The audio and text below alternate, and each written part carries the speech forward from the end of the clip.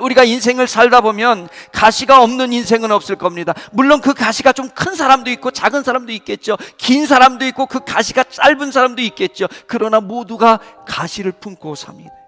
오늘 모세가 본 이 가시떨기나무와 같은 것이요. 자, 그런데 신기한 것은 그 가시떨기나무에 불이 붙었는데 그 떨기나무가 타지 않더라는 거예요. 이것은 또 무엇을 상징할까요?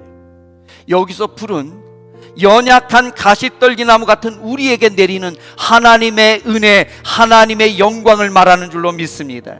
하나님의 영광의 불을 상징하는 겁니다. 하나님의 은혜가 우리에게 내리면 타지 않게 된다는 말입니다. 벌써 타서 없어져야 될 이 별 볼 일 없는 가시떨기나무에 하나님의 불이 임하면 그럼에도 타지 않는, 타서 없어지지 않는 역사가 이루어지는 줄로 믿습니다. 그래서 아무리 보잘것없는 그 인생에도 하나님의 은혜가 임하면 될 줄로 믿습니다. 하나님의 영광의 불이 임하면 될 줄로 믿습니다.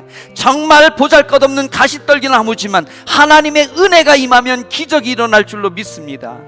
은혜 아니면 벌써 타서 없어질 가시떨기나무였습니다. 그런데 은혜가 임하니 꺼지지 않는 기적이 되어지는 줄로 믿습니다.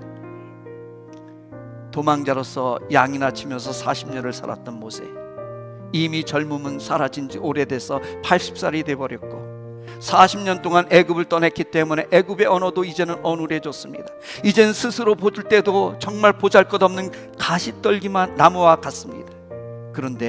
그런데도 하나님은 그 모세를 홀라당 태워버리지 않겠다는 겁니다. 늙어서 꿈 없는 모세, 무능해진 모세, 그런 떨기나무 같은 모세를 하나님께서는 사용하시겠다는 겁니다. 이건 애굽에 있는 이스라엘 백성들을 향해서도 마찬가지였습니다. 오랜 노예 생활로 지칠 대로 지쳐버렸습니다. 하나님의 백성이라는 선민이라는 자긍심도 바닥을 치고 있습니다. 그저 하루하루 죽지 못해서 살고 있습니다. 왜요? 노예니까. 정말 보잘것없는 한 그루 가시떨기나무에 지나지 않습니다. 그런데 하나님은 그 이스라엘 백성도 태워버리지 않고 출애굽시켜 주신 줄로 믿습니다. 그리고 오늘 우리에게도 마찬가지입니다. 하나님은 우리가 어떻든 우리를 아주 태워버리시는 분이 아닙니다. 그래서 이사야 42장 3절에는 뭐라고 말합니까? 주님은 상한 갈대도 꺾지 않는 분이라는 거예요. 여러분, 상한 갈대, 꺾여진 갈대, 그거 뭐에다 쓰겠습니까?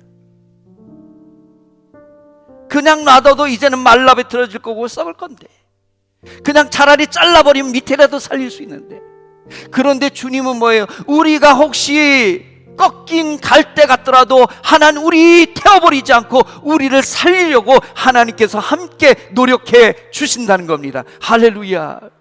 꺼져가는 등불도 끄지 않으시는 주님. 꺼져가는 등불은요, 연기가 나고 맵습니다. 빨리 그냥 꺼버리는 게 나을 수도 있습니다. 그런데 주님은 우리의 인생이 꺼져가는 등불 같더라도 우리를 아주 태워버리고 없애버리시는 분이 아니라 우리를 살려고 하시는 분인 줄로 믿습니다.